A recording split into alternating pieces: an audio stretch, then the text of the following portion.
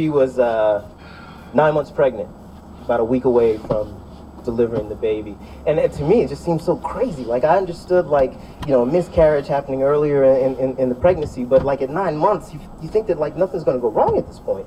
So at 9 months pregnant, you have to give birth. And it's just like, you know, regular labor. And I remember everything about it. I remember the room. I remember the way it smelled. I remember the weight of Lauren after she was born and they gave me to her, exactly how she felt in my arms. And I remember being surprised at how warm her body was. You know, I thought because she had passed away that her body would be cold, but it was really warm. And when I looked down at her, she was the spitting image of my daughter, Brooklyn. It could have been her twin. At this point, Brooklyn is about a year old or so.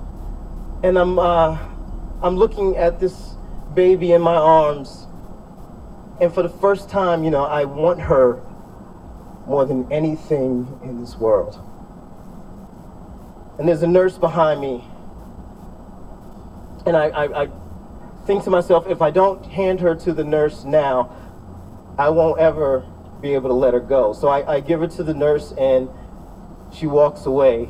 And God, I just remember everything. My mom was in the room, and she had brought Brooklyn to the hospital to see us. And Brooklyn actually took her first steps in that hospital room. She crawled, walked, stumbled over to me. And a couple days later, we do the funeral at the Jacksonville Memorial, and I'm in that black suit.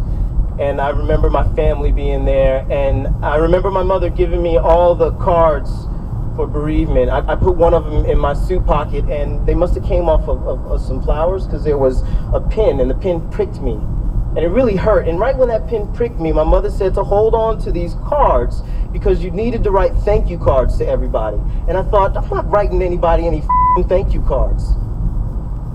And I'm there, and they bury my daughter, and we go home. And, you know, I stay with her mother about as long as I could, as what I felt was a proper amount of time before I could actually leave, because I couldn't take it anymore. I couldn't stand to look at her, not because I thought that she had done something wrong, but because I felt that I had done something wrong. Like I couldn't stand her even looking my way, because I just felt so guilty. And my little girl, as she's grown up, you know, she was fascinated with the idea that she has a little sister that passed away, and she would ask me about it all the time, and I would tell her anything she wanted to know, except when she asked me how she died.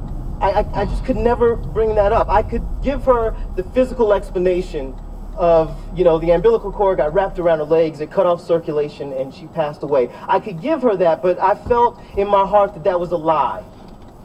That she died because she thought her daddy didn't love her. And it ate me up. And I couldn't tell my little girl that.